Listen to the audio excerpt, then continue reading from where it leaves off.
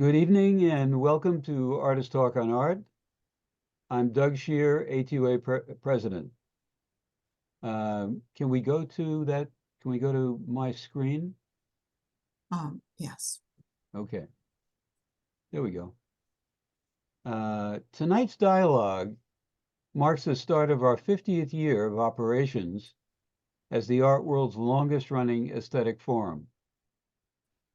In 1974, I, along with Laurie Antonacci, Bob Wiegand, conceived and named the series and assembled the rest of the initial steering committee, consisting of Irving Sandler, Bruce Barton, Corinne Robbins, and Cynthia Navarrete, and set about designing and programming the panel events that began in January of 1975 in Soho.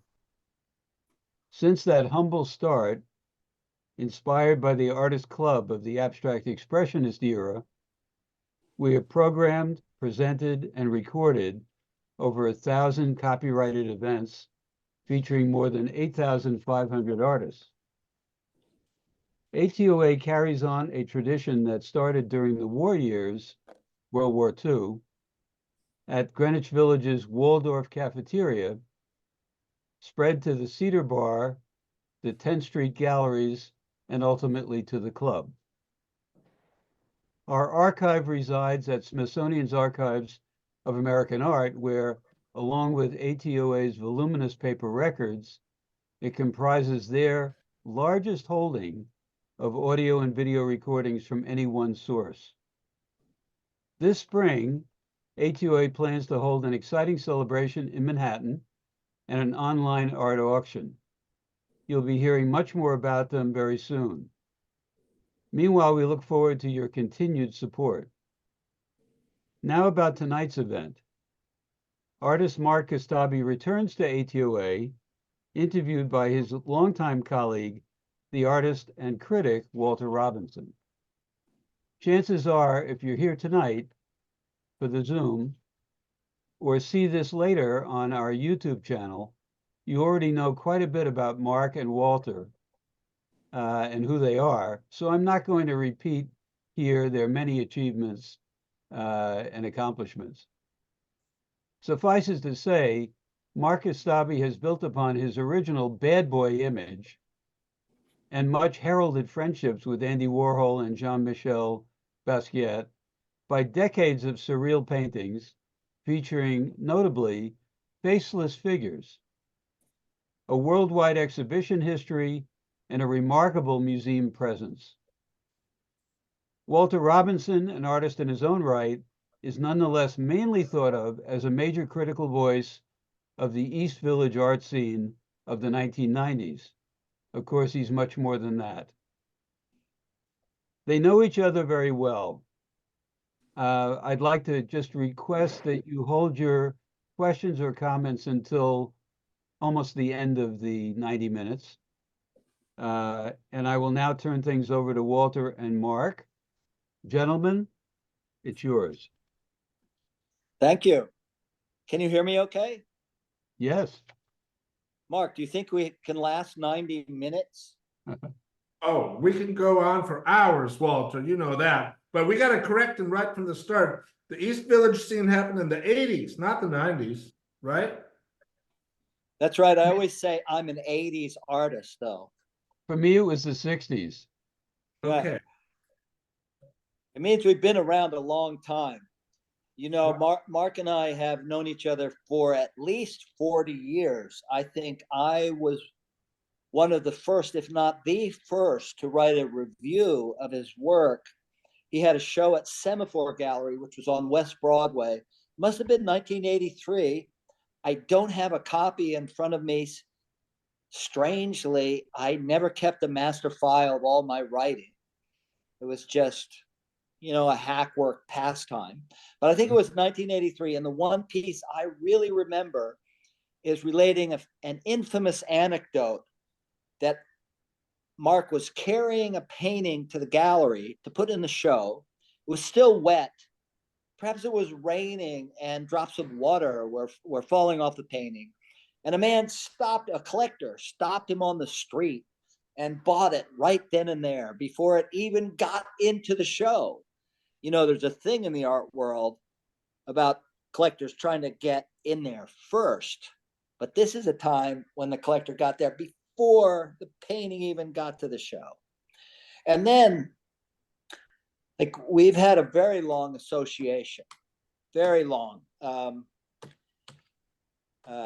think most notably about the Kostabi show, the game show we called it. But I'm sorry, I'm filibustering. Let me ask you, Mark. Yes. Let me ask you. Let's start with today. Let's start with today.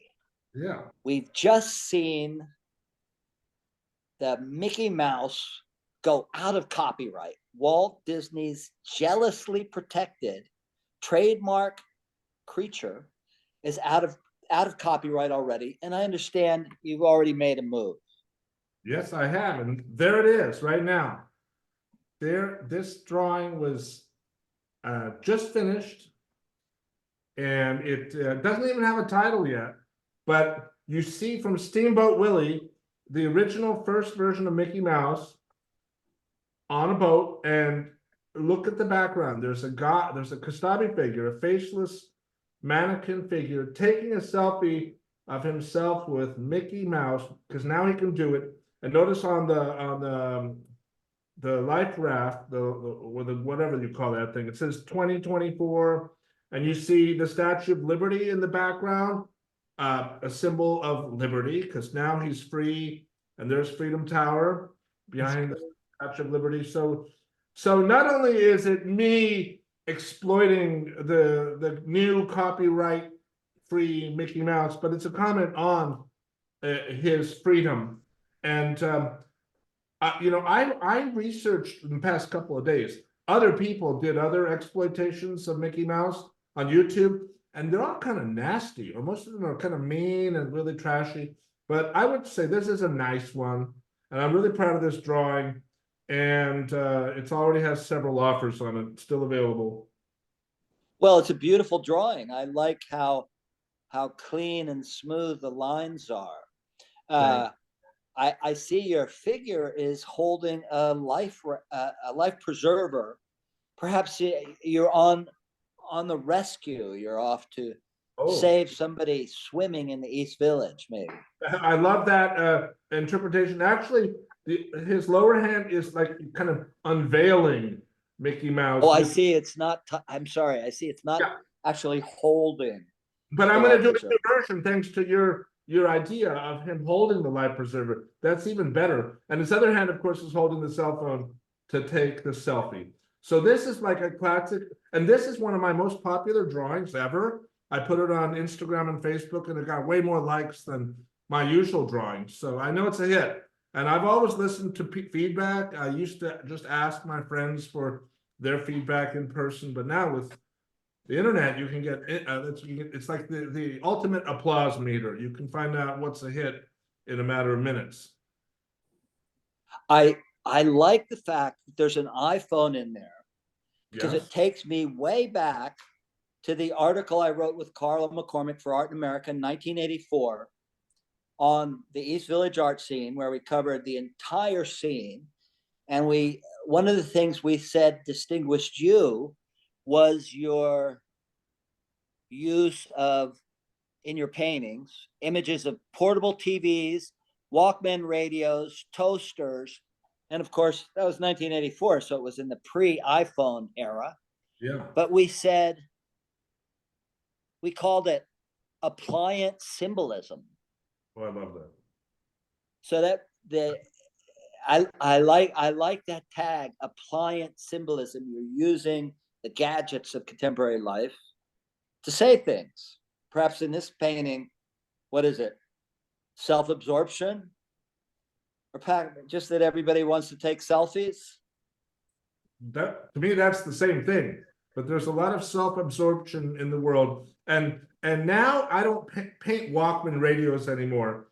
And one of my dealers once said, "Oh, I don't want to buy your paintings with computers in them because they're going to be dated." But that never stopped me, because I look at Vermeer. He painted the latest innovations of the time too. He put maps on the on the walls of his portraits, and those are dated, but that doesn't make his art dated. And same with Caravaggio, one of my other favorite artists.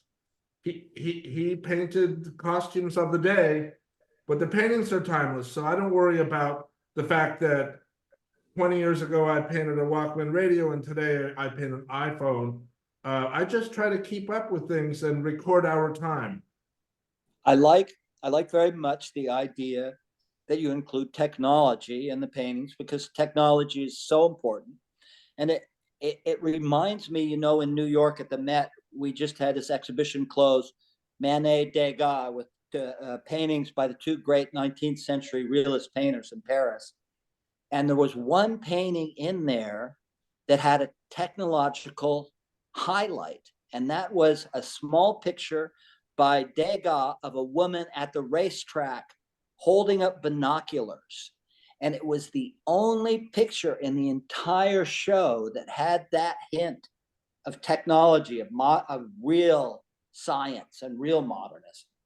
I loved it. So I see a parallel there between you and that picture of Degas with the lady with the binoculars. And if memory serves, she's actually trained the binoculars right on the painter, right on us. Yeah, that's brilliant. And that's one of the things I love about your art. By the way, Walter, I am so honored to be interviewed by one of my absolute favorite painters. You're just fantastic, and I love all your work. And I like the fact that you paint contemporary medicine, contemporary beer, and salads, and things that are of our time. And one of the things that's curious about your work for me is, you've told me several times, I said, why don't you paint flowers? And you said, well, flowers aren't funny. You like to paint things that are funny because you like the irony.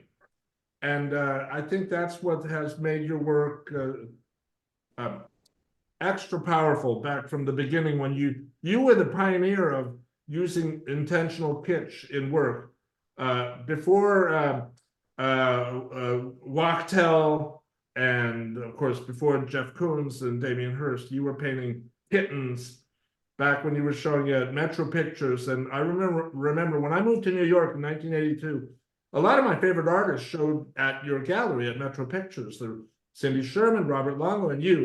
Of course, you were my absolute favorite, and I called you up out of the blue and said, I like your work and I'd like to meet you, back when I was totally unknown. And you welcomed me to your Ludlow Street studio, and we've been friends ever since. It's been fascinating.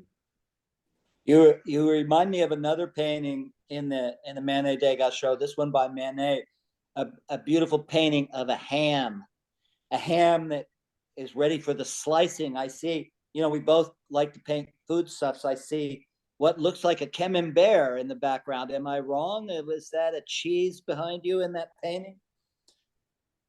I don't know. I have painted a ham sandwich. Have you ever painted a sandwich? I painted a manwich. It was a sandwich with a man in there instead of the meat, with his arms and legs sticking out, and it was cut in half. That was called. Oh, and I paint food too. Here's one of my paintings of cookies, and the painting. Here's a rare example where the title came before the painting. It's called "Accept All Cookies," which is something we would never have heard in the 1980s. But now we hear it we read it every day on the computer screen. So I decided to have this image of all kinds of cookies being accepted, including Oreo cookies and heart-shaped cookies. And one of my friendly critics said, "Where's the fortune cookie?" So that gave me an idea to do a new version with including a fortune cookie.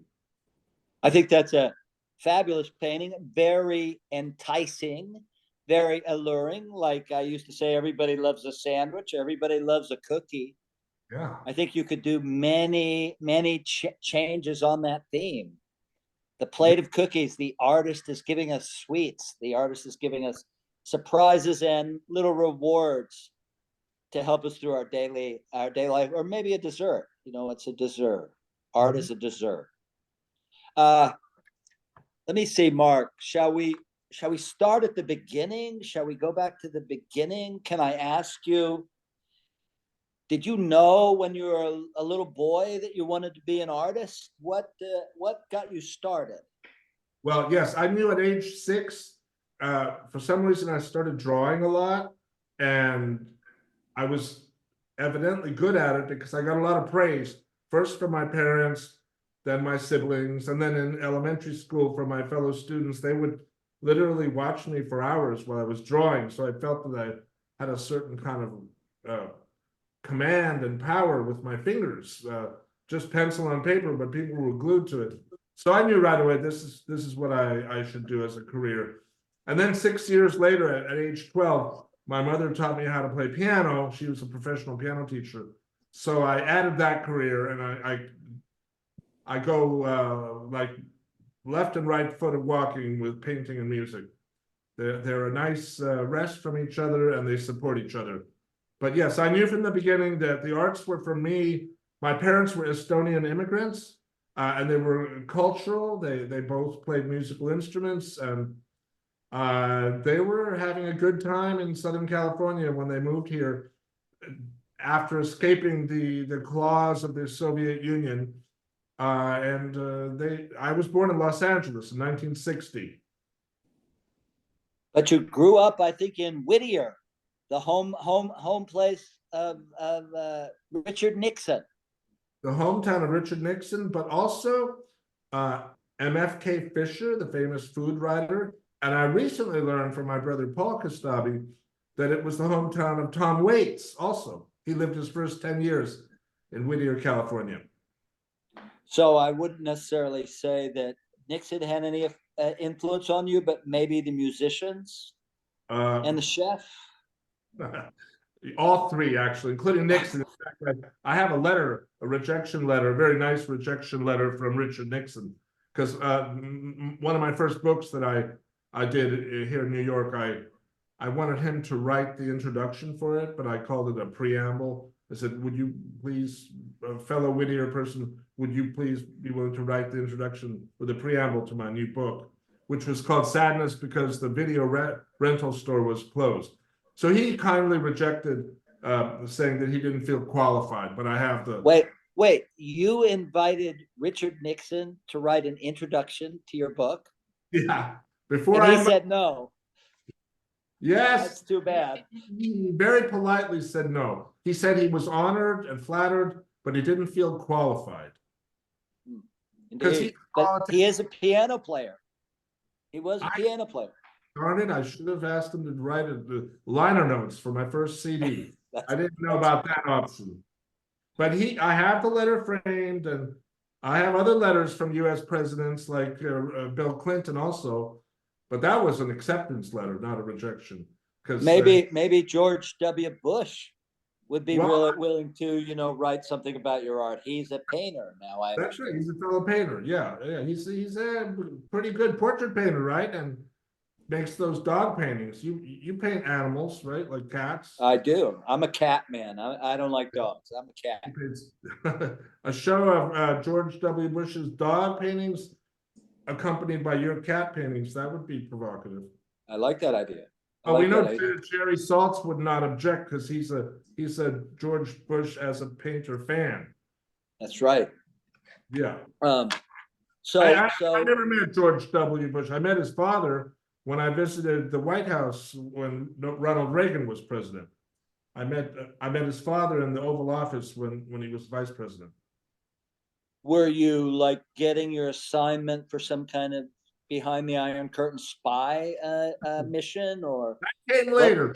No, I was tagging along with a documentary film crew that was doing a film about Sarah McClendon, the famous controversial reporter, and so I was invited to the White House and interviewed and the whole thing. It was an unusual situation. I had barely moved to New York. It was this little side trip, but it was through a friend of mine from California named Sherry Abel, who was doing this film on Sarah McClendon. It's just one of my quirky adventures through my, it's getting to be a pretty long career.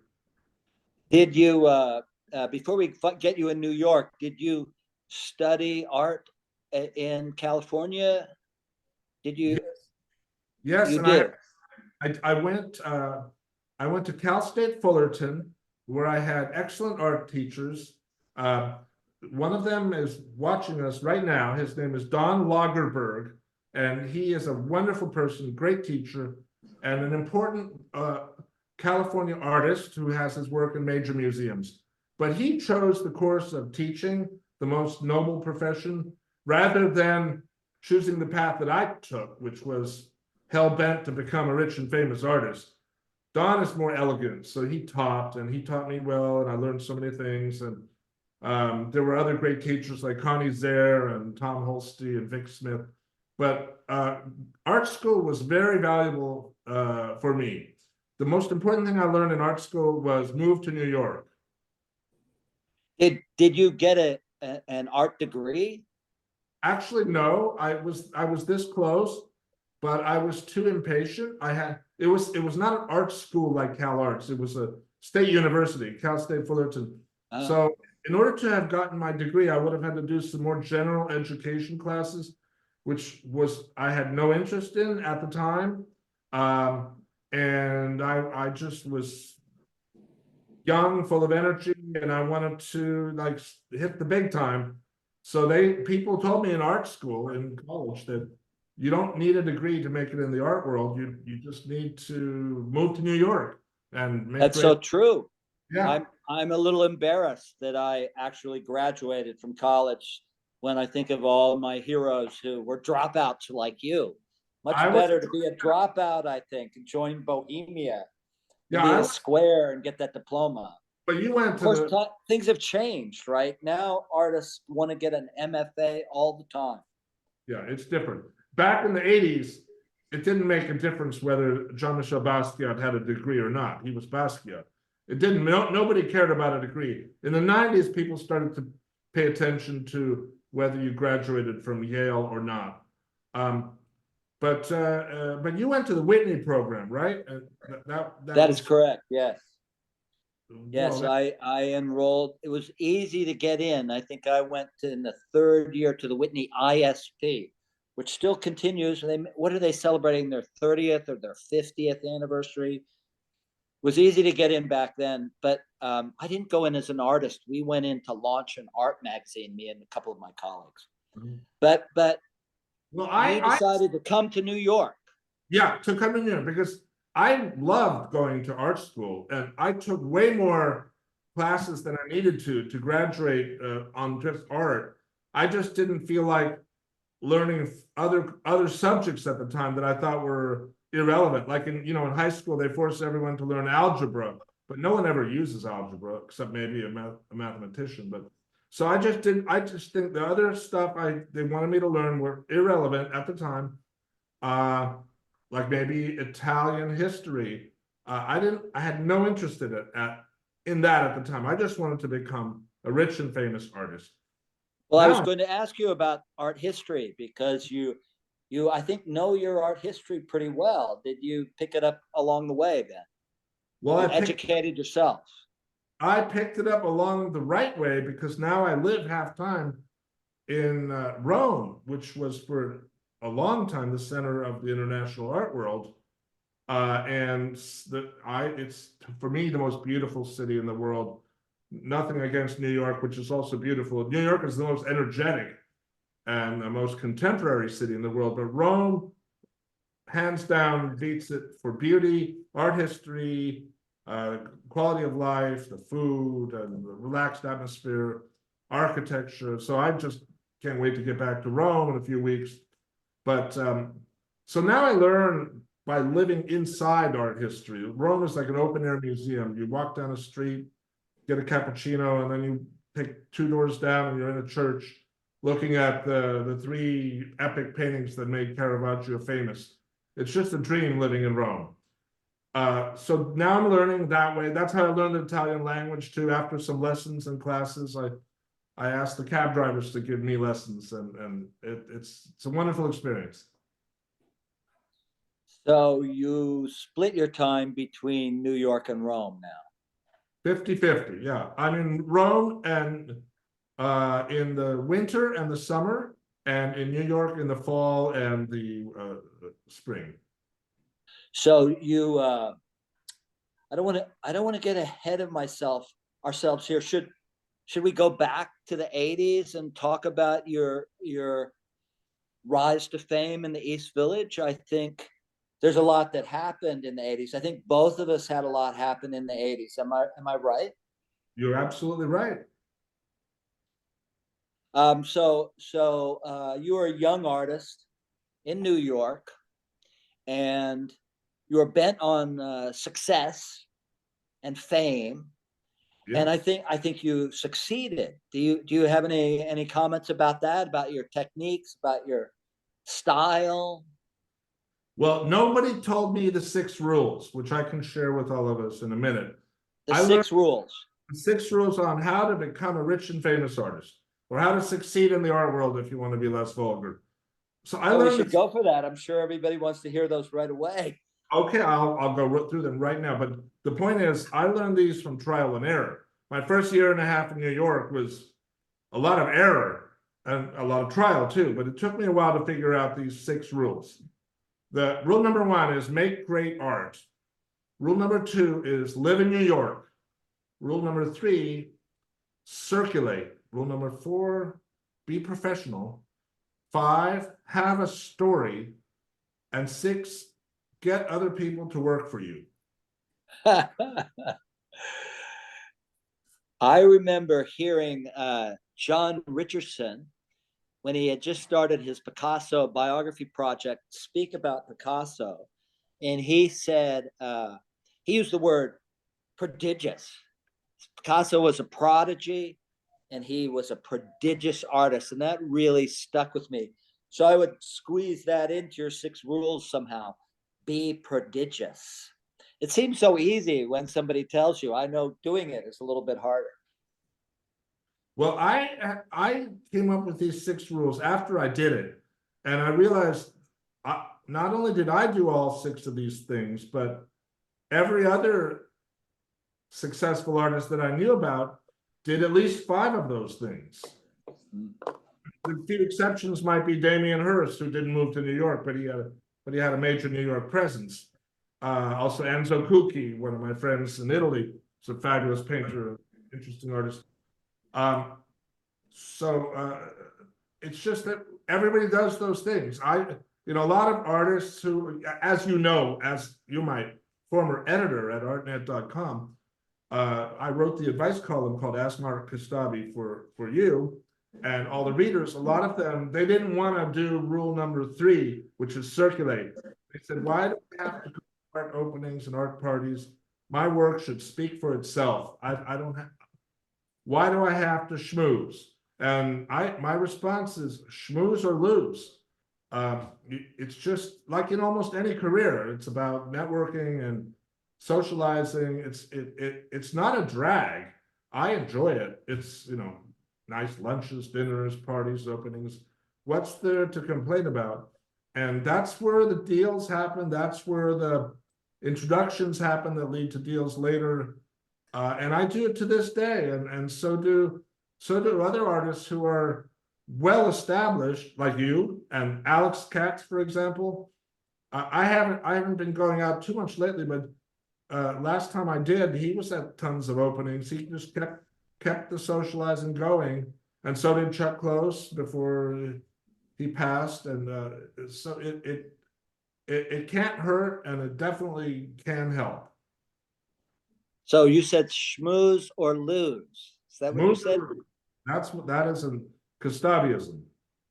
Schmooze Well, or Mark, I think you're more than just an artist who circulates. You've become a celebrity in your own right. I get the impression that everything you do is news, or at least gossip column fodder. You're on page 6. It seems like whenever you throw a party. right.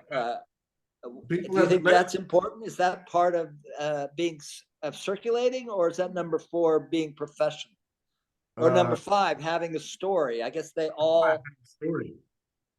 but you have to have a story, something more than just how great your art is. There's some interesting part of your life, like the classic examples in art history would be Salvador Dali with his extravagant mustache and his aardvark and his endless angles for an interesting story, or Andy Warhol with his wigs and being famous just for being famous, and you know, Jackson Pollock, you know, who famously pissed in Peggy Guggenheim's fireplace at a art party. You know, these extra stories add to the legend. Some of them are not so positive, like Caravaggio was also known as a murderer. I don't advise that, but that certainly added to his legend and makes him more fascinating. And Van Gogh cutting off the ear. These are kind of not stories you want, but you know, Joseph Beuys as an activist and planting the trees with his hat and the vest, and it went beyond his art itself. And that, so having a story helps a lot. And then getting your story out there is another thing. Like you mentioned, Page Six. I've been in Page Six a lot lately, not just for parties, but just for what's called a sighting. They have a section called sightings. And since by now my name is boldface, so apparently people want to see where I've been going, and all I have to do is have lunch or dinner with another boldface name, another notable, and I can let Page Six know, you know, like recently I had lunch with or dinner with Hunt Slonim at Trattoria dell'Arte, and I sent the item to a friend of mine, Steve Guerin, who's functioning like a publicist for me, although I'm not paying him. And he sent it to Page Six, and the next day it said Mark Kostabi and Hunt Slonim at Trattoria dell'Arte. Just one sentence, but it was in a tabloid, and that led to some great deals actually for Hunt too, and for Steve Guerin, he was kind of a magician about getting things into the tabloids. I'm trying to think of some dull, boring, stay-at-home artists that became rich and famous. I think like all of us poor, boring artists are feeling kind of hopeless now if we don't have some way to sort of perform ourselves in public. There are artists who are famous for being recluses, but I don't know, they might have to die before the fame hits them. It's a good point, Walter. Like I said, you don't have to do all 6 of the rules. You can get by on 5, maybe even 4, but then you're really swimming upstream. But if you look at the artists who are the barometers of the art market and the towering giants of art history, like Andy Warhol and Pablo Picasso, they had extracurricular stories. They were both, yeah, they were both geniuses. Now, I don't know too much about Agnes Martin, you know, who also is her work is now very highly valued, right? At the auction houses. That's right, yes. I'm thinking of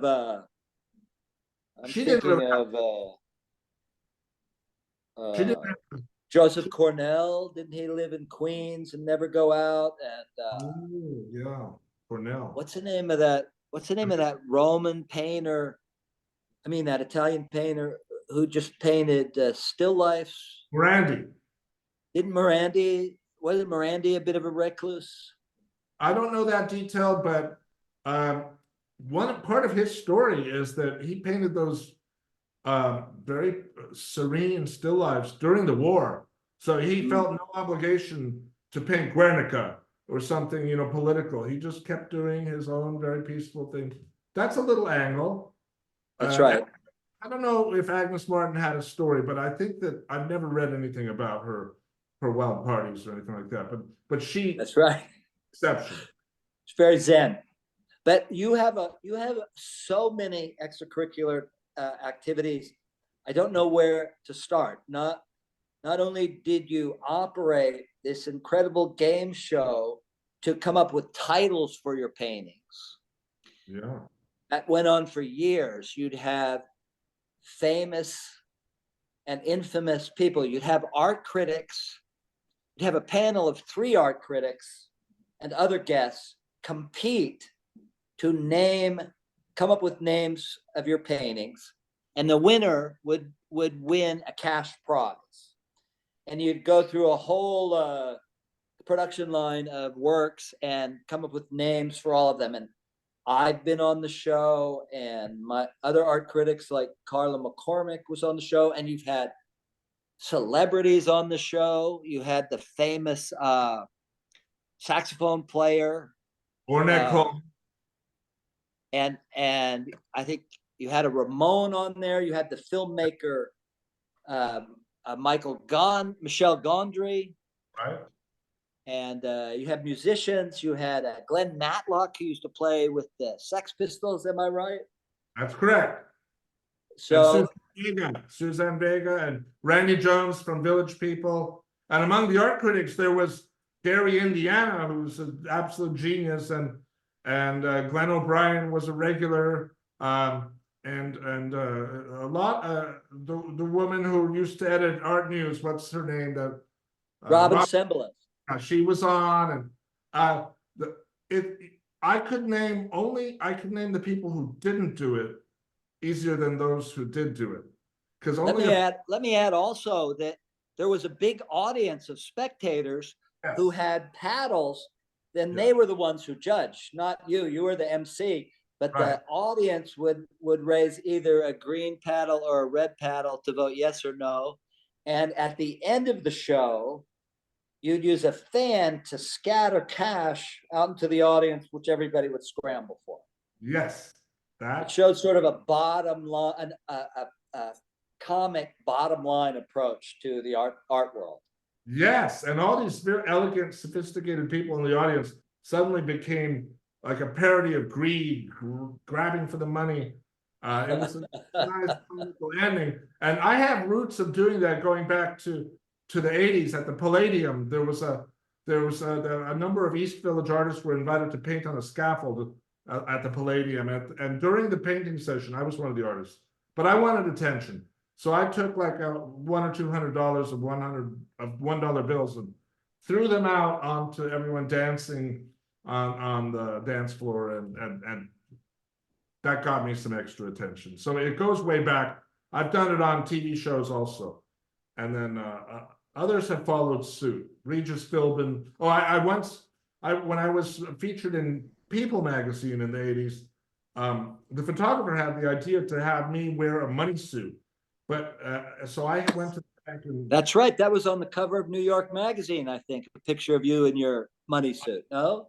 That's another one. That's another press triumph.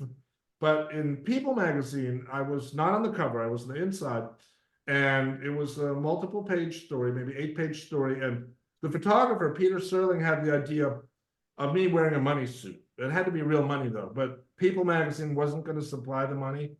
So I went to the bank, and at the time I only had $17,000 in the bank. And so I withdrew all of it in hundreds, and they taped it on my suit on the rooftop of my then Chelsea studio. I'm in Chelsea again now. And the photo session went great until the wind came, and the hundreds started flying off my money suit. And so all my assistants were scrambling to keep it from going over the edge. So this theme of commerce and money, and I was called the business artist in the 80s, which it was a taboo back then to talk about the marketing of art. Now it's much more common. These are common themes that appear in my paintings as well. In the 80s, I painted numerous cash registers, and now the cash registers have sprouted humanoid limbs, like they have arms or legs, and they run around, and they almost have a soul. Now the Kostabi show, as we finally called it, I think it was called Name That Painting for a while, but then it eventually became the Kostabi show. Do you remember like the year span from when to when you did that show? Good question. It feels like 10 years, but the first title, it was called Name That Painting, and then I got a cease and desist letter from the people who allegedly held the rights to name that tune. And they said you can't, and no one can write a TV show called Name That Anything. So then I switched it to title this, but people behind the scenes kept calling it the Kostabi show. They would say, people like Simon Siriga would say to Lisa Rosen, "Are you going to the Kostabi show?" So I switched. Let's just call it the Kostabi show. And then I stopped. I don't remember the exact reason. I think I had to cut back because the economy affects artists' behavior just as it affects everyone's behavior. And maybe there was a couple of slow years, and that show cost me a lot of money to produce. I earned a lot of fun, and Art Forum wrote about it, and a little bit of prestige. But I stopped. Well, I know it took a lot of energy, a lot of your attention, a lot of your energy, and everything runs its course. Everything runs its course. And so plus, yeah, it was the final show was what, 3 or 4 years ago? Well, yes and no. It was more in New York. It was more than 4 years ago. It was. Is that right? Time flies. But I had a special episode in Estonia where I had some Estonian celebrities participate. But the most important thing is, before I was not a wordsmith, but working with people like you and Glenn O'Brien and Gary Indiana and Carla McCormick, I started to learn how to title my paintings just as well as I think you guys did. So then I started titling them myself, and they would always be good. But then I ran out of titles, and I thought, oh, do I have to get the game show back? But then AI came, and thanks to ChatGPT, I can say, please provide 10 titles for a multiple figure painting. No title should exceed 3 words each. A painting that displays all of the beauty and fun of New York, including a figure with a Guggenheim hat, sharing dessert with a female Statue of Liberty figure. And then I hit go, and I get 10 titles. And sometimes all of them are good, sometimes only one is good, but it's rare that they're all duds. And I just pick the best one, and it goes in the back of the painting. So it's free. I don't have to, pay for the production of a TV show anymore. I encourage everyone to do that. It's not cheating. It's AI is Speaking of paintings, I'm reminding you have a batch that you were prepared to show. Maybe this would be a nice moment to show a few images. Let's show some. Yes. We could actually talk about the paintings if you want. Yeah, and why they are popular, because that apparently is a fact, because they sell so well. And I have some ideas about that. Before you put the first one up, I want to show you, see this part here. I was working on this today, and I got the line wrong. So that's the Guggenheim, but it needs a balcony. So I'll just do it with this marker right now. Are you seeing this? I put it in the wrong place earlier.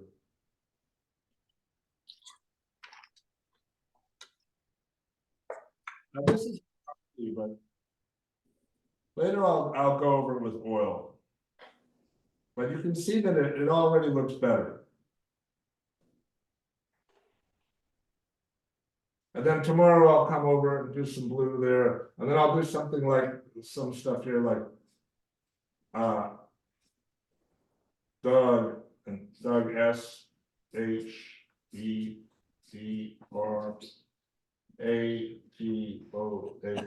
Tomorrow, Doug Shear, artist talking art. But tomorrow I'm going to paint this red, yellow, red, yellow, red, yellow, red in bright colors. That's just a reminder. And I'll do some more things on that. So that's proof that I still work on my own art. You saw it there, right on television. Mark, you're taking me back to my super youth when I used to watch John Nagy on television, and we'd watch him draw the artworks right on the TV show. Wow, great. Well, that's... You remember that? I don't know. You're too young for that. I think I knew more about Bob Ross. Is that... once we get him started, he's not going to be able to stop. Well, look, now that I saw it, it just needed a little fixing. So that's the Guggenheim, and I'm so proud to be in their permanent collection. They own 2 of my major paintings. One is a collaboration with Paul Kostabi, who is also a brilliant musician and painter, and we collaborate a lot in both fields. Excellent. I don't know, were we going to look at paintings? Yes.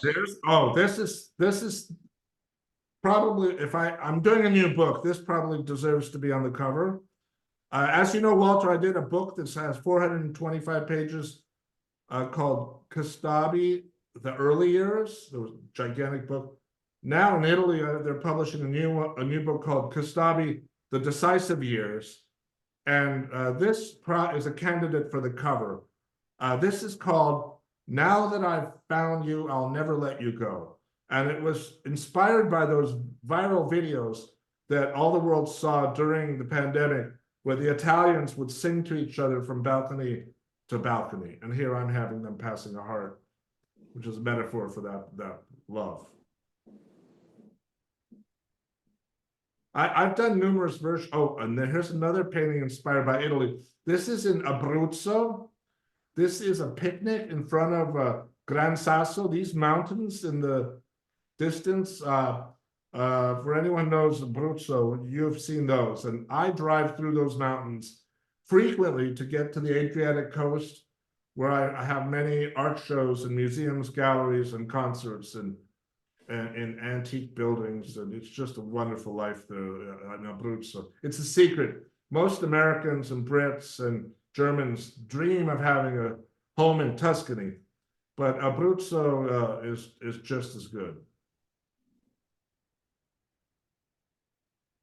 Let me ask you before you go on, was that a new painting, or are these recent paintings, or is this a survey of all through the year? All three are new. This is 2023. You can see the signature at the lower left corner. So was the last one. The one before it was during the pandemic, so that might have been 2022. You said that, yes. So, yeah. You said you use AI a little bit for the titles. Do you use AI to help design the paintings as well? Yes. I've tried everything. I'm very pro AI. It's brilliant for titles, and I've gotten some great images too. But as many artists know who have tried AI with word prompts and with figurative art, the fingers to this day still come out all deformed, and they need to work on the technology. I'm sure they will, but I've done verbal prompts to get images. I'd say generate an image of a figure, an angel, a faceless angel holding planet Earth in her hands. And I got some good images. And sometimes I would say, do it in Kostabi style. And it kind of looked like my work. But then I found I had better results when I put in existing paintings of mine and asked for variations on it. Then it came closer to what I was hoping for. But now, and then so I get the JPEG, and then I would paint them or have them painted by an assistant. Now I found out something foolproof to get images is I'll take like these two figures, for example, and I'll isolate them, and I'll ask AI to do different backgrounds. So it's going to be a perfect Kostabi foreground, and then a creative AI background that sometimes is great and sometimes isn't. But the beauty of working with AI is they spit out endless options, and we as humans get to edit them. I suppose eventually robots will edit AI too. So I see one of the notable characteristics, of course, of your paintings is the colors and the shading. Can you talk a little bit about that? I'd say that's one of your signature moves in your art. This kind of shading and these kind of colors. Yeah. Can you talk about that a little bit? Absolutely. It's one of the several things that makes the Kostabi a Kostabi. It's called sfumato. Of course, you know that, but maybe not all of our listeners do. It's an Italian word that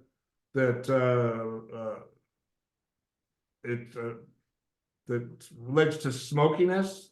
Sfumo means smoke.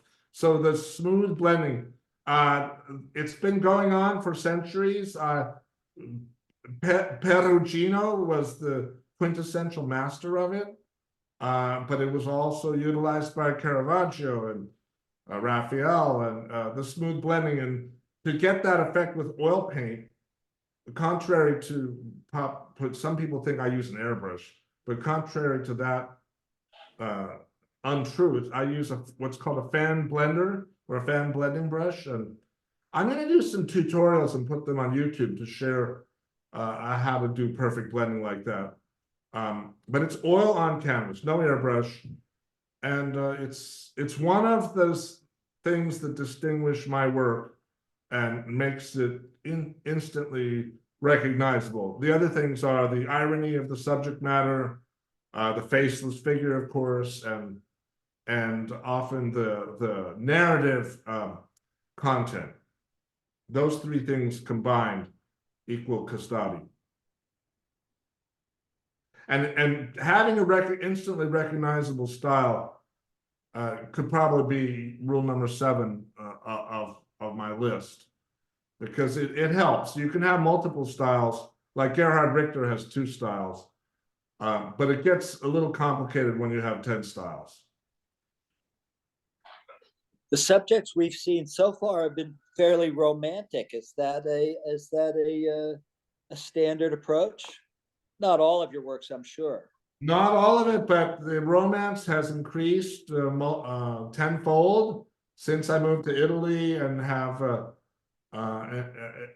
enjoyed the beauty of life there. And when I moved to New York, all my drawings, almost all of them, were cynical.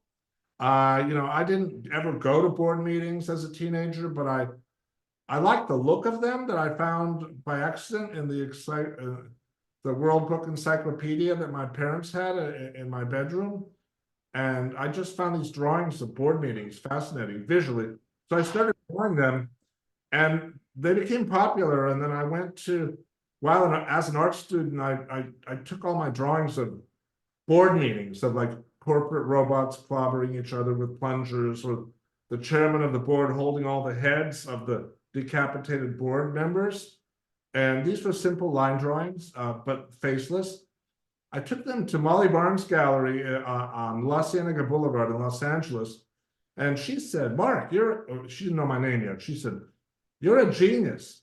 Can I keep these overnight? I want to show them to Martin Mull, who is a comedian and who's also a painter, was having a show that month. And I said, sure, why not? And hers was the first gallery I wandered into. And so I called her the next morning. And I said, okay, could I please pick up my drawings? And she said, no, I sold them all, bring more. And brought more, and she had sold them to people like Norman Lear, Billy Wilder, Dan Melnick, Ray Stark, Herb Allen from Allen and Company, where I'm going to go to 555 Park Avenue in a few days with Gene Luntz, where Herb Allen has his offices. But she sold them to the creme de la creme of Hollywood, the top movie and TV producers. But I didn't know anything about that world. I was a teenager in art school, and I didn't know how to exploit it I mean, there were older, more adult artists who would have immediately have known how to exploit those connections, but I didn't know.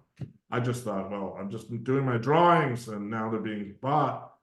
And I was still in art school, and my teachers some of them were jealous. They said, how'd you get in that gallery?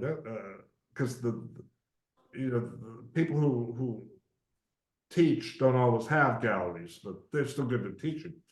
So that's when I figured out I probably shouldn't try to be an LA artist, even though a lot of them are great, like the great Ed Ruscha, whose show I saw a couple of days ago at MoMA, and who's a super nice guy. But I could see that it would be a lot easier for me to move to the unquestionable center of the international art world.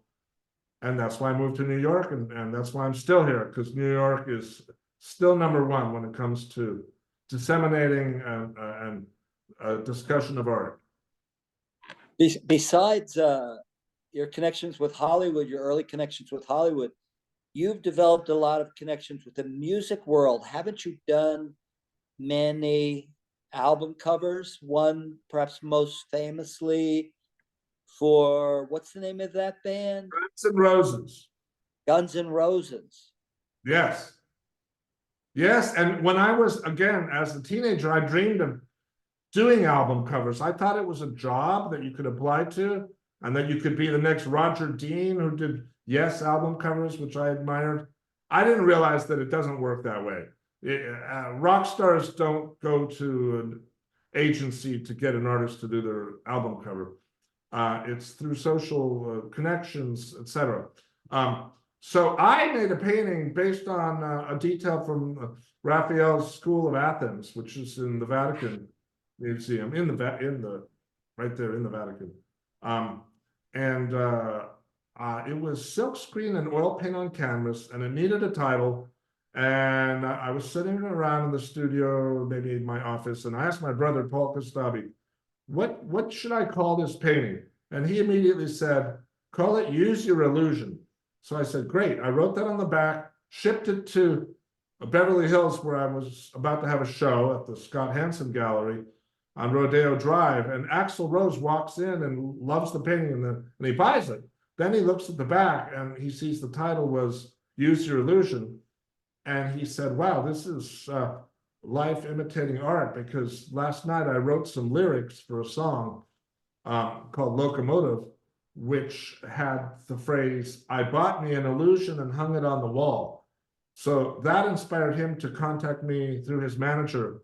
And we worked out a very happy deal for everybody, where he could own full copyright of the image, except for silkscreen prints, except for fine art prints. But everything else, T-shirts, cups, sheets, blankets, pillowcases, that's all for Guns N' Roses and Axl Rose. So it's the only time I sold the copyright.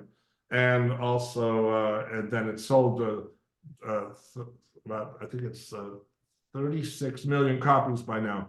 So that was my first entrance into rock and roll history. And the second was, again, when Paul Kostabi, who was good friends with Joey Ramone, suggested to Joey, why don't you use one of Mark's paintings for your final album cover? So they used my painting called Enosaurs, which was inspired by both my brother, whose nickname at the time was Ine, and also a painter named Ina Swansea. That's why there's a bracelet on the dinosaur. So two dinosaurs wearing party hats. And so the Ramones chose that, but they didn't mind going down in rock history as dinosaurs, but not as dunces. So because the party hats look like dunce hats too. So they changed the dunce hats into sombreros with some kind of pre-Photoshop technology. And so that's why, and of course it goes better with the title of the album, Adios Amigos. And they took off Ina Swansea's bracelet too. You also painted a custom leather jacket for Axl Rose, am I right? Yes, that was in recent years. He through his agent, which he wears in concert all the time. He's worn it in dozens, maybe 100 concerts. It's a leather jacket. They sent me a jacket, and I didn't know that he was going to wear it in concerts, but I kind of hoped. And they sent me the jacket and they said, if we send you a jacket, will you send it back with your art on it for Axl? And I said, sure. So I did a full labor-intensive oil painting on the back, and then my freewheeling metallic silver line drawing on the front and the sleeves and all that. And I shipped it to him, and I was sure that they were asking for a gift. And they've been so nice giving me free tickets and backstage passes, plus they helped make me famous by using my art on their covers. So when Axl received it, his manager said, okay, how much do we owe you? And I said, are you kidding? This is a gift. And since then, he's worn it numerous times, and the photos exist, and it's another feather in the cap. And it works well for my art as well as my music career to have these associations. More recent connections with major musicians have happened here in my Chelsea townhouse. You were invited, Walter, but I don't think you could have made that one. You've come to so many of my parties, but the last one we had both Roseanne Cash and Suzanne Vega in attendance. Roseanne lives across the street, and as you know, Suzanne is a close friend of mine, and I painted her portrait for the cover of the Learning Annex, and she collects my work. And then, of course, Ornette Coleman was a close friend of mine, and he collected my work, and we collaborated on music. He performed on the game show, both as a titling contestant, and he played the saxophone on it. I remember on that show, there was, who were the contestants? I think, Suzanne Vega was one, and I forgot the other one. But it was a great show, and so I've had this wonderful connection with musicians, great Italians like Lucio Dalla and Tony Esposito, and of course Peter Gabriel. I gave him a tour of the East Village once, and all of the day I gave Peter Gabriel a private tour of the East Village galleries, all of the dealers suddenly were all over me and said, "Oh, can you introduce me to Peter Gabriel?" Because especially the women, because he was, he's so handsome, and they all wanted to meet him. So I guess it helps to know other celebrities. I should say that all these musicians that you're talking about are a part of what you might call a musical salon. I'd call it a jam sessions, but that seems more crazy. You have at your house, you throw what you mentioned as parties, but they're really kind of musical salons and performances, and you'll sit at the piano, and there'll be all kinds of musicians rotating in and out, and singers as well. I know we mentioned romance. I know I've seen you frequently with this beautiful young Estonian opera singer. Yes. Now, I don't know, it's none of my business what kind of romance, whether there's a romance, but I have seen you with her, and she'll sing quite frequently with some of your original compositions. Yes. Which you play. Am I Yes. right? Yes. Well, she's my girlfriend. Her name is Desiree. Her full name is Gracie Desiree Langovitz. She lives in Estonia. We have a long distance relationship, so we see each other in Rome or Estonia or New York. And yeah, she's a great singer, and I watched her singing Mahler's Eighth Symphony this morning, which she performed with Neeme Järvi, the great Estonian conductor, recently in Estonia. So she travels the world singing in choruses with great orchestras, and she won a Grammy for it. And it's a delight to have her sing my songs, and I write the lyrics. So she's a great singer, and we had Felicia Collins perform here at the Townhouse a few weeks ago. She was the guitarist in the CBS Orchestra, the David Letterman Band, and Anton Fig was on drums, and just two members of the Steely Dan were here performing, and all very relaxed, casual, like a jam session. Al Di Meola came to a party. He didn't play, but he stayed for about 3 hours and had a great time. This is all very recent stuff, and that's another reason why I end up in the New York gossip columns today, just as, even more than I did in the 80s. It's fun. It's easy to do. You just have to have a story that people want. I saw one of your New York gents, dealers from the 80s, Barry Blinderman, sing a song he had composed especially for you, and Yes, that was also delightful. That was a surprise. He had sung at one of my parties in Rome, and the Italians loved him. So I said, "You got to do it in New York." And he said, "Okay, I'm going to sing Maria." I didn't realize he had rewritten the words in homage to my work. He was one of my first art dealers, and he showed your work early on too. You were already very established, of course, but he helped launch my career. Great guy. He lives in California now. So we did a switch. I came here from California, and he left here for California. So anyway, before we run out of time, Mark, I want to Okay, ask you thanks. about selling art on television in Italy. yeah, that is there. I sell art in two very unusual ways that the so-called serious art world doesn't believe is possible, but it's real. I sell art on television in Italy and on cruise ships all over the world with great success. I've been selling on TV in Italy. It's sort of like home shopping or QVC, but they sell in Italy paintings by Ed Ruscha, Lucio Fontana, De Chirico, Picasso, and of course my work on TV. And it seems risky for the client, but no money is exchanged until the truck shows up with the original in your house, and then you can make the final decision.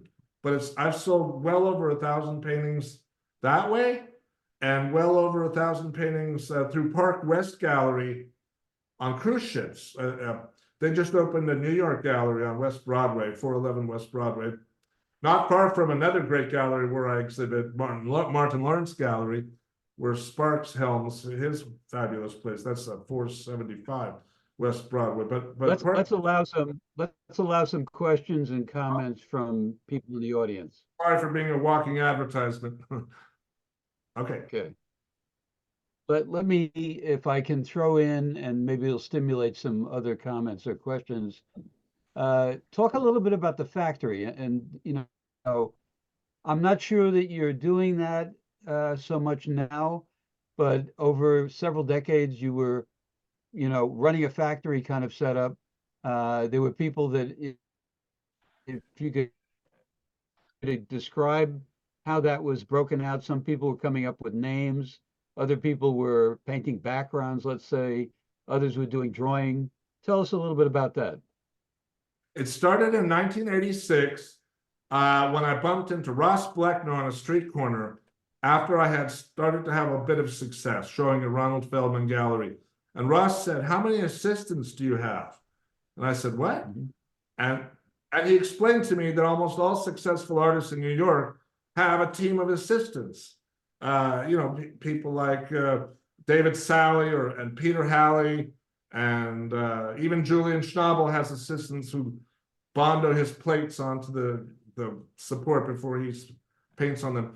So I realized, I better get some assistants. So I took out an ad in the Village Voice that read, "Help wanted, skilled academic realist painters to execute large wet into wet oil paintings based on drawings by Mark Kostabi." And I hired my first assistant, Claude Sicaro. Back then it was only $5 an hour. Now I pay between $20 to $100 an hour. And my dealer at the time was shocked, Ronald Feldman. He said, "You can't put your name in an ad like that." And I was just being honest. And plus I liked seeing my name in the paper. So I figured there's another opportunity. And that's why I started getting press for being open about using assistants, which so many other artists did, but were more secretive about. And then I started to grow, and I kept getting more press for this. So I decided to turn it into a performance piece called Kostabi World. And I named my studio Kostabi World, and I appeared on Lifestyles on the Rich and Famous and all sorts of TV shows and People magazine and all that for this thing. And I still use assistants more than ever now, actually. Some of them I don't even know. There are some I've never met, but I communicate by email. But the core group are people that I know that are based in New York and Italy. But I have one assistant in Italy who I've never met who does beautiful paintings for me.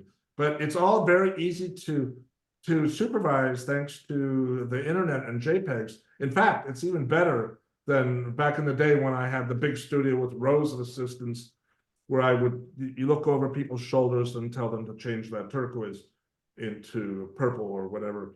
So you're sponsoring a town in China, though. I mean, I understand there are these little towns in China that just sit there and do paintings. Well, I have There are villages in China. Yes. And that is true. I have assistants all over the world. Every country. In fact, one of my assistants used to be, he's a Japanese guy, but Jeff Koons kind of stole him away from me. Not because Jeff paid more, but because Jeff offered Metro cards. I didn't know that you have to give your assistants Metro cards. But yeah, I have assistants in countries all over the world, and I understand the painting factories don't exist anymore. They all do it like the same way I do it. I'm not giving myself credit for this, but I learned from trial and error that it's better if your painting assistants work from their own home, because they get to stay at home with their family and their pets, and they don't have to take the subway to my studio. And my real estate bill, my rent goes way down because I don't need as much space. And so it's all you shipping back and forth and approving by JPEG. And I assume that many other well-known contemporary artists do it that way too. And some artists are more open about it. And I'm not the only one. Like, for example, with my friend Jean Luntz, we went to see the Ed Ruscha show in MoMA yesterday. And on the wall label, Ed Ruscha had given one of his assistants credit with name for painting the realistic background.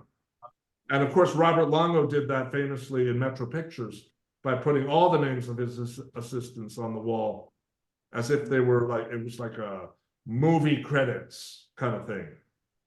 Right. Actually, I owe Robert. Let me invite. He gave me the idea. Yeah, I was going to say, let me invite people that are watching to unmute themselves and make comments or ask questions as well, Unmute. if there are any that want. Yes, I have a question for you. Okay. So I'm interested with the ahead. fact that you've ended up in Rome. I wonder, how did you end up moving to Rome, and what's the contemporary art scene like there for you? How do you find yourself within the sort of contemporary art world in Rome? Thank you. So I ended up in Rome because, for no apparent reason, Italian art dealers started buying my art in 1990 and 1991. I think it's because I was in the auction houses, Sotheby's and Christie's, were selling my work, and the dealers pay attention to the auctions, so they could see that there was a fixed price. So they would come to my studio and buy the work in bulk, like 10 or 20, sometimes 100 paintings at a time, and bring them back to Italy and resell them for a very fast and good profit. And then they started having one-person shows for me, and they'd invite me out there, and I would go, and I fell in love with the country, with the hospitality, and then I figured, I don't want to live in one city for my whole life. I should have more variety.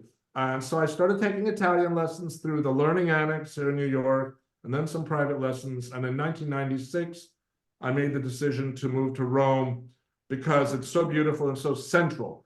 They say all roads lead to Rome, but it's actually true, because all my friends eventually visit me in Rome. Even Walter has come and visited me there, and Barry Blinderman recently.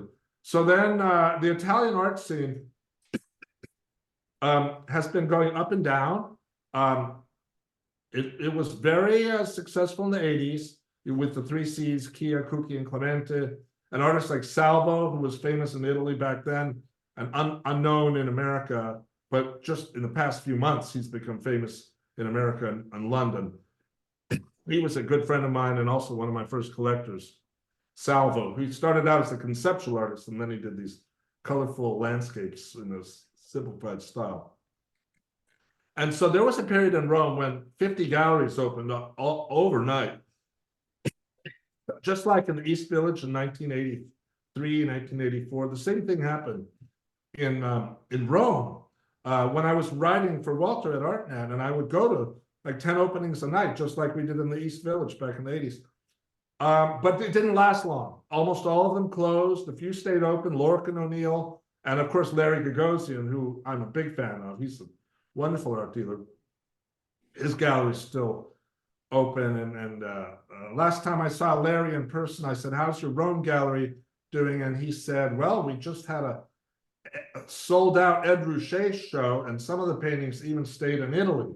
So reading between the lines, you can see that sometimes people buy contemporary art in Italy and then ship it to Geneva or to New York or someplace else. Great. Well, I'm going to Italy in March, and maybe I'll look you up when I'm in Rome. Please do. I'll be there in March. I'll be there all of February and all of March. So find me on Facebook, send me a message, and let's meet up for an aperitivo or a cappuccino. Sounds luck. great. We'll do it. Totally. All right. I have a question.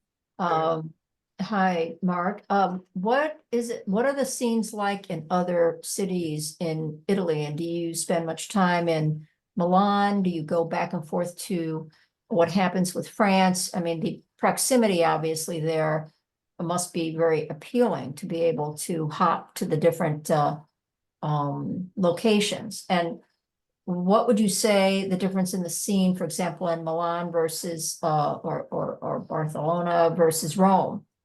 Can you speak to that? For emerging contemporary art and also blue chip art, definitely Milan and Turin are the most important cities. That's where the money is. Milan, that's where flash art is published, and then Bologna has the biggest art fair every year in Italy, usually January, sometimes February. So Bologna is important, but mainly for that art fair. Rome used to be considered only for artists with pancia pieno, which means full stomach, someone who doesn't need to emerge, someone who's already wealthy. But that all changed when Maxi and Macro opened up, the two major museums. So Rome became hot, and it's still important. But I would not advise a young artist to move to Rome to start an art career. A young artist should move to New York, and there's no two ways about it. Here in New York is the only place where you can easily make it in the art world. You can make it in the art world in other cities, but it's harder. So I believe in doing everything the easy way. No matter what you do, there's always an easy way to do it. I don't believe this, not everyone likes hearing me say this, but I don't believe in hard work. Art for me is not really work. It's fun. I'd be doing it even if I didn't make any money at it. It's what I love doing. So it's fun. It's like I'm on a permanent vacation. I don't believe in hard work. I believe in working smart. Got to work smart. And what about Portugal? Have you spent any time in Portugal? one time I went to Portugal I was thinking about opening a Kostabi world there because I heard the labor was cheap there, but it was too complicated. I went to Malta for the same reason. This was back in the 80s. But I have not heard anything about Portugal's influence on the contemporary art world. Right now, it's basically, as far as I can tell, Walter would know better than me, but New York, Los Angeles, London, Berlin a little bit, Cologne, maybe Chicago a bit. And then in December, it's all about Miami. The art fairs are another very useful tool. Thanks. Thanks. Anybody else with a comment or question?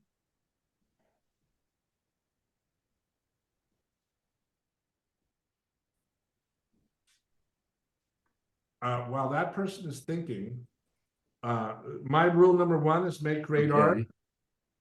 You can interrupt me, but a lot of artists are holed up in their own studio and don't listen to feedback. But it's very important to make something that people really want, that people want to put in their house. So all sorts of factors can help. Like in chess, it's not being a genius that comes up with one brilliant move. To win at chess, it's an accumulation of small advantages. So to make art that people really want, do it the right size, have a recognizable style, don't paint 20-foot green paintings of rats. Those are three things that are wrong, because you're going to have too big, it's an elephant. People don't want to look at rats. Green is the hardest color to sell, unless it's a Van Gogh or a golf scene. But red sells. The most successful color combinations would be red, black, and gold. A little blue thrown in won't hurt. Gold leaf is good. And take surveys on the internet now, because it's so easy and cheap. People are very eager to give away free advice, and take advantage of that, and getting feedback and making sure that your art actually connects with people and is desirable. Do you do a lot of Instagramming? Do you Yeah. Is that your way that you get out there? Just, Absolutely. Well, I get out there in many other ways too, but Instagram is fabulous. And it's no surprise that many of the world's most famous, highly respected contemporary artists do it, like Richard Prince and Cindy Sherman and Walter Robinson. And the feedback is invaluable. And then you can also sell paintings. But then the art discourse is fantastic. All the comments, and you learn a lot about art history and what works and what worked then, it doesn't work now, and what might work in the future. It's Instagram is a godsend, and so is Facebook. yeah, I agree. I use them both. Yes, very much so, but So, particularly so Instagram. gentlemen, I want to do a round of thank yous. My camera seems to have taken a powder, but let me just mention that next Monday, January 15th, we have a legacy replay of a 2005 recording, an event, an A2A event, featuring a dialogue between Faith Ringgold and Nancy Azara. I think you'll enjoy that. I'd like to thank Mark Kostabi and Walter Robinson for a very, very amusing and interesting dialogue. Thank you both. I'd like to thank Miriam Deutsch, our programming director, Mirona Stratton, who heads up our YouTube and Zoom team, our board, and all of our many volunteers. We thank them so much. And thank you all for being with us tonight, especially Mark and Walter. Thank you. Thank you, guys, Doug, very much. bye. Ciao. Thank you. Thank you so much. Thank you. It was you. great. Wonderful. Thank you. Thank you. It was great.